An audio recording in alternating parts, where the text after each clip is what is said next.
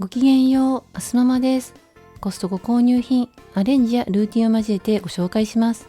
今週は2回に分けます。その前編です。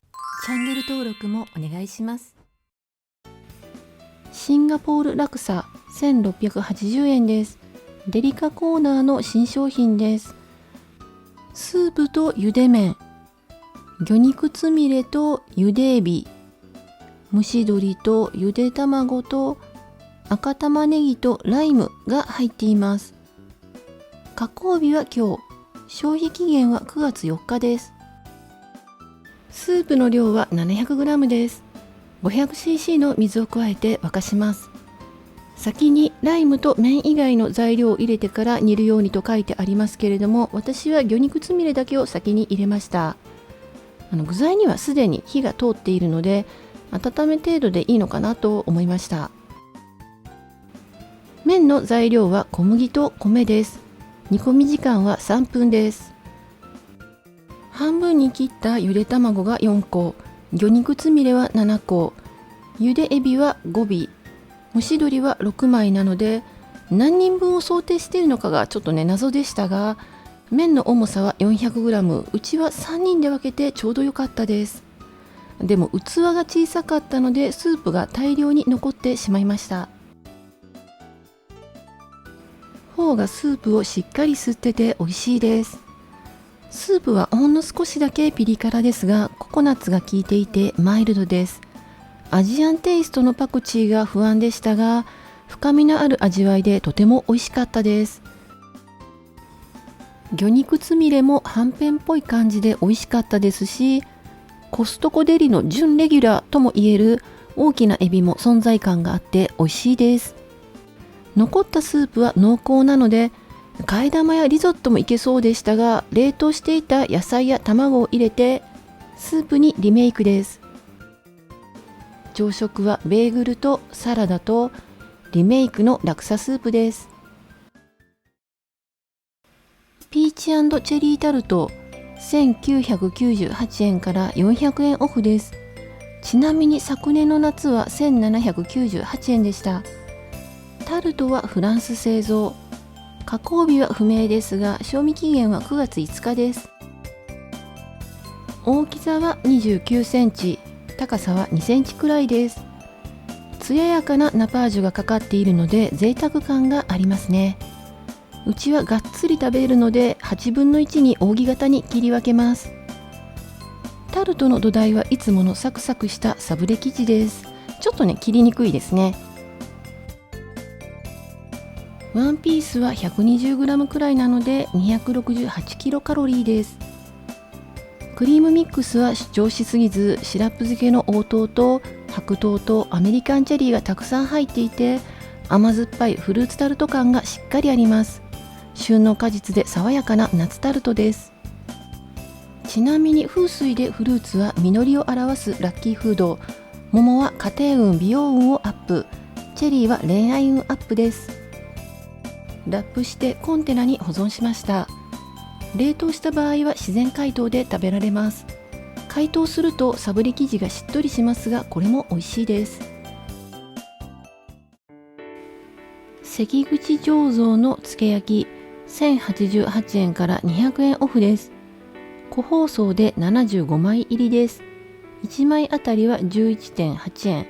製造は茨城県。賞味期限は来年の1月です。重さは 10g くらい、直径は7センチくらい、厚さは6ミリくらいです。お醤油屋さんのおせんべいらしく醤油の味が主張しています。しょっぱめですけれども香ばしくてパリパリ、どんどん食べちゃいますね。カナダ産三元豚しゃぶしゃぶ用 100g あたり99円で約 2.2kg 入りで2108円です。加工日は今日、消費期限は9月5日なので加工日を含めて4日ですね。豚しゃぶキャベツの中華だれ和えを作ります。2リットルのお湯に塩とお酒を入れます。お酒はなくても OK ですけれども、私はお肉をより美味しくいただけると信じて入れています。お肉をしゃぶしゃぶしてざるに取り冷まします。アクを取りつつお肉を茹で終わったらざく切りキャベツをさっと茹でます。タレの材料を合わせたボウルに豚肉とキャベツを入れて和えます。お皿に盛り付けてからブロッコリーの新芽をトッピングしました。作り置きにも向いているレシピです。テルニ商店国産梅ちりめん 270g 入り968円から200円オフです。メルマガ掲載品です。以前からありましたが購入は初めてです。製造は愛知県、賞味期限は9月28日です。生姜のように見えるのが梅ですね。カリカリ食感です。そして角なしオキアミと野沢菜です。ご飯のお供としての人気者たちがこの一袋にぎっしり詰まっています。梅酢も入っているのでちりめんの塩味と程よい酸味のバランスが良くて美味しいです。ご飯が進みます。新宿中村屋ビーフカリー10パック入り1488円から200円オフです。ちなみに前回は1488円からのクーポン260円でした。1個あたりは 128.8 円です。外パケとアルミパウチのデザインが変わってますね。製造は記号なのでよくわからないんですけれども、ビーフはオーストラリア産です。賞味期限は2024年の1月です。ビーフは大きめのが3個ぐらいかな。ほろほろと柔らかく口の中で崩れます。中辛なのでうちの娘は食べませんが、私としては辛すぎず美味しいと思います。おにしのご飯とおにぎり12食分2880円から300円オフです。お湯か水を注ぐだけで食べられるアルファ米の炊き込みご飯とおにぎりのセットです。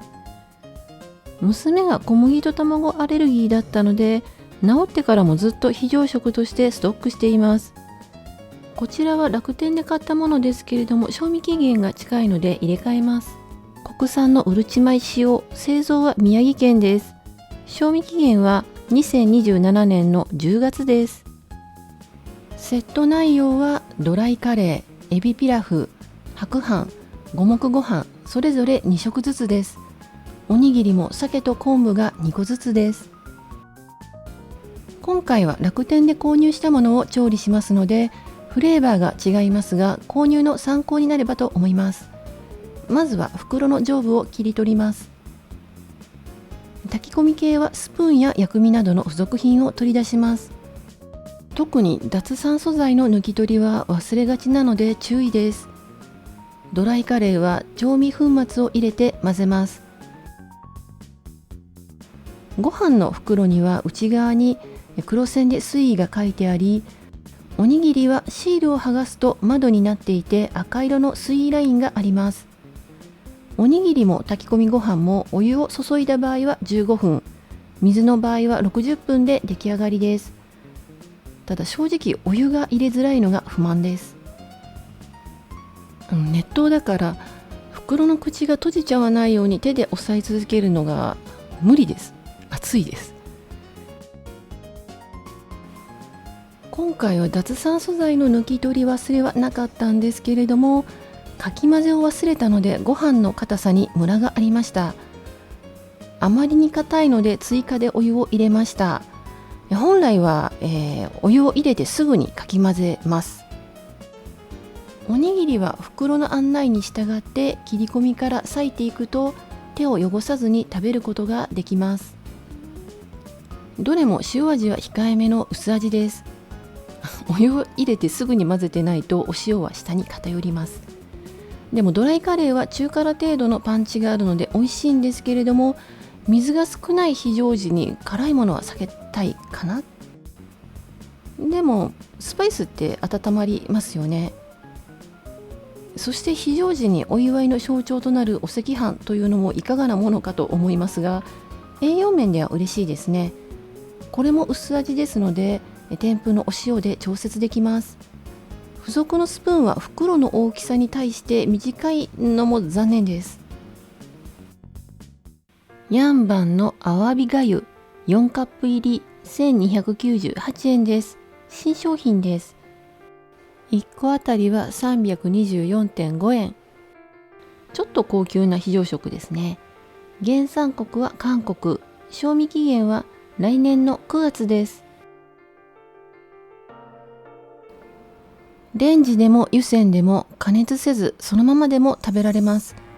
加熱しないと病気の家族の食べ残しのお粥をしぶしぶ食べた時を思い出すので、今回はお手軽にレンジで温めます。赤い蓋を開けたら薬味とスプーンとごま油を取り出します。中蓋を開けます。赤い蓋を戻して500ワットで2分加熱します。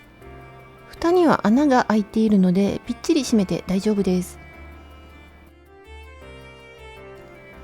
チンした後は熱いので気をつけつつ蓋を開けてから薬味とごま油をかけてかき混ぜます。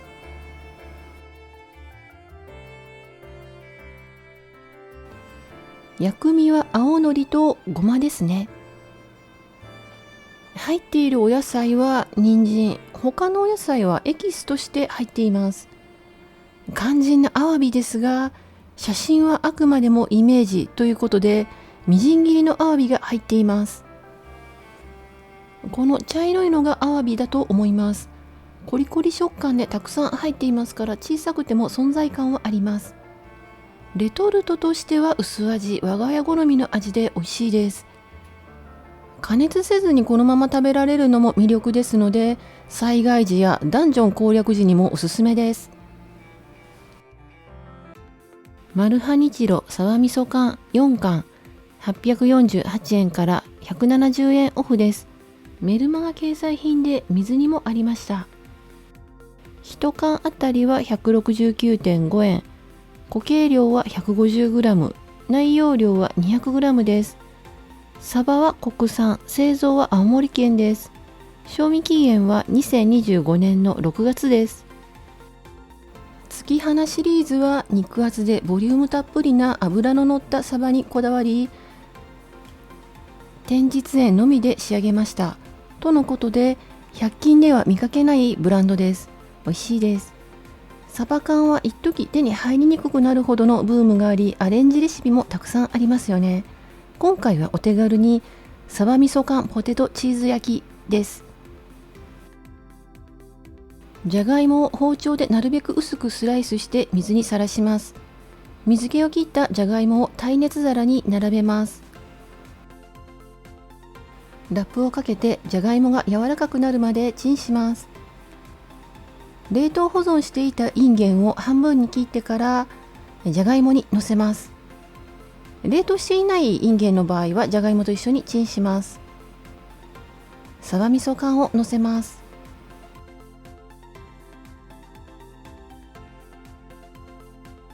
マーブルシュレートチーズをパラパラとかけて200度に予熱したオーブンで10分焼きました。チーズがこんがりしたら出来上がりです。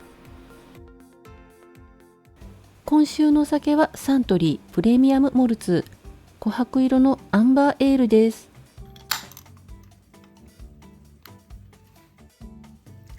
ファミマアプリでいただいたのでコストコとは関係ないです。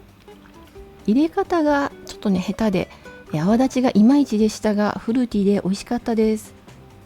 おつまみは非常食の入れ替えでサバ味噌缶のポテトチーズ焼きとオニシのアルファ米、ご飯とおにぎりです。毎週金曜日にまとめ買いをしています。レビューは数回に分けて編集完了次第アップしていきます。チャンネル登録をお願いします。概要欄にご紹介しきれなかった購入品も含めた価格情報などを載せています。お買い物の参考になさってください。今回も最後まで見てくださりありがとうございました。